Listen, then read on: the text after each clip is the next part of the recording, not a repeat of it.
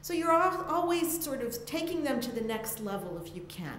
Again, politely, firmly, but again with a follow-up. When can we check with you about this? What do you need from us? And we always end a meeting, no matter how cursory, with a thank you. A few pointers. You know, it's very good that we ask in the beginning how much time a staffer has for the meeting, because that's going to give you a budget to work on. My own sense is that it's very good if no participant talks for more than 5 minutes. 5 minutes is a long time. And another thing you got to do, and I'm always amazed, even when I'm lobbying with people that have been on the Hill a long time, watch body language. If people are swiveling around in their chairs or furtively checking their BlackBerries, you're starting to lose them. So switch gears. Think about how you can get that person back on track. Don't preach. It's not going to help, and it's not. Don't argue with them as if you're in a court of law, because that doesn't go anyplace either. But do make sure that you're clear about the concerns they're raising. If you can respond to those concerns, if you have the expertise, that's fine. If you don't, and there's no one in the room who does, just make sure that we know and we follow up. Always thank the staffer, and then in your packet, and you will all have folders filled out by Carly and, who's sitting next to Carly? Catherine. Pardon? Catherine. Carly and Catherine on our staff worked very hard at filling out these folders with lots of materials that we will give to you at the end. And there will be things that you leave with the staffer, and there will be things that are in those folders to help you with the meeting. I can't stress enough how important your presence is at these meetings. Those of you who are whistleblowers, those of you who are federal employees, your story is really, really crucial. You know, we're lobbyists, they know us. We can explain legislation, we can explain why it's important, but you bear witness. And what's important is for them to hear your story. If you're a whistleblower, what's important is for them to hear how you feel as a federal employee, how constrained you may feel as a federal employee about reporting waste, fraud, and abuse, or suppression of scientific data, if you're a scientist whistleblower. And you give a human face to these meetings. And I gotta tell you, when I've taken whistleblowers up, staffers have come to me and said, gee, you know, now I get it. Now I get it. It makes sense to me. Because a story is extremely important. And because it's so important, one of the things that we're doing in this workshop we have, is we're letting Rob call to help you tell your story, so that it has, lots of you have wonderful stories. I used to be a journalist, so I know what it's like to interview people. And sometimes people don't understand that stories have a beginning, middle, and an end, and it's really important to kind of walk people through. But Rob will be able to help us with this, and is he here? Yes, he is. And so I'm very happy to introduce him now, and I'm sure Tom can give a more formal introduction of Rob, if he prefers, if he'd like to.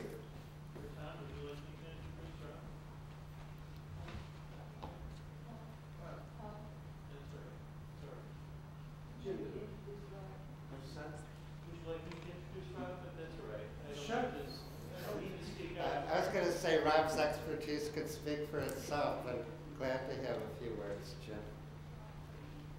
That may be an example of me speaking out of turn, so excuse me. But I met Rob out of this meeting last year. I came back, and I think this is a good take-home message. When I got home, I wanted to write up all the different workshops that we had. I'm going to speak out of turn. Congressman Van Hollen's here, so we're going to put this on hold for about 10 minutes. Okay, I'll come back and tell you how wonderful Rob was and how I made a connection with him. Get to hear it twice.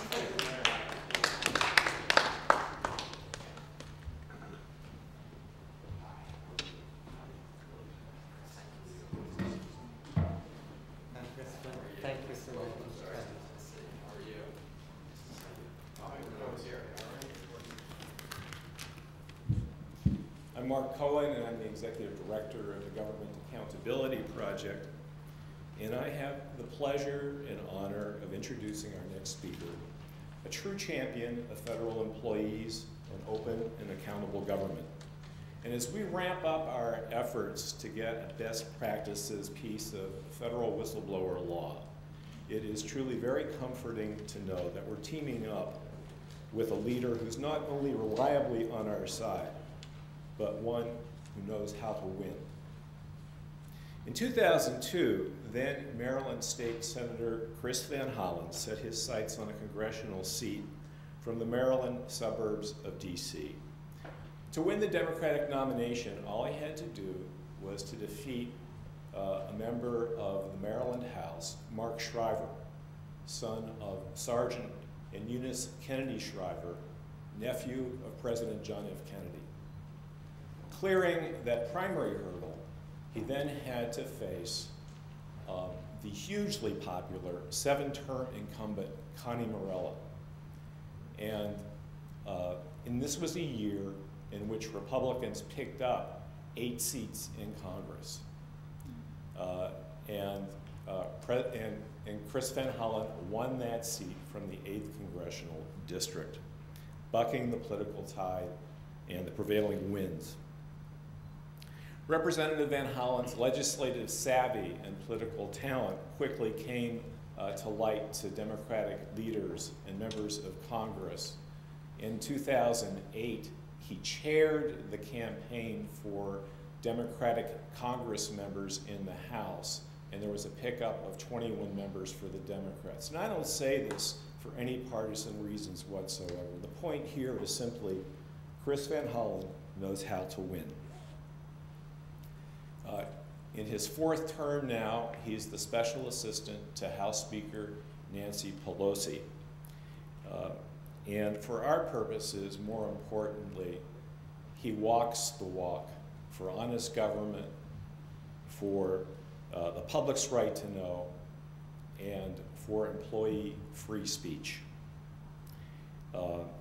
And in this past session, he co-sponsored with Republican Todd Platts a bill to include true accountability in the stimulus bill. And he completely, and we completely, succeeded in the House. We got a half a loaf in the Senate, so we're pretty hungry still.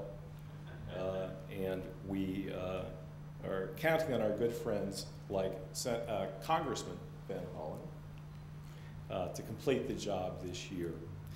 So Congressman, on behalf of the Make It Safe Coalition, I am pleased to present to you the 2009 Public Servant Award for your leadership in creating accountability in the stimulus bill through protecting whistleblowers. Thank you very much.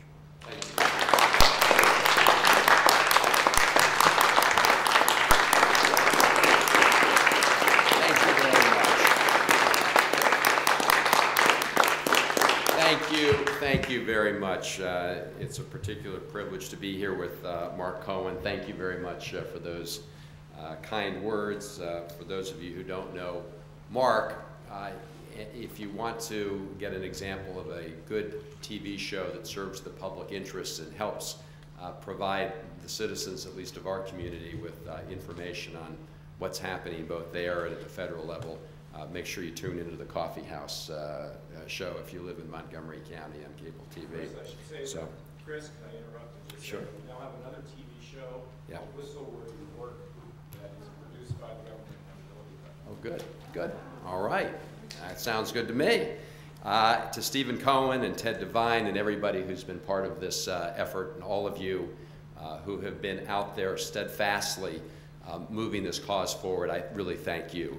My hat's off to you. We are going to prevail in the end. We're going to get the job done because we have the justice on our side in this argument. I think all of you know that what we're doing is based on a very simple principle, right?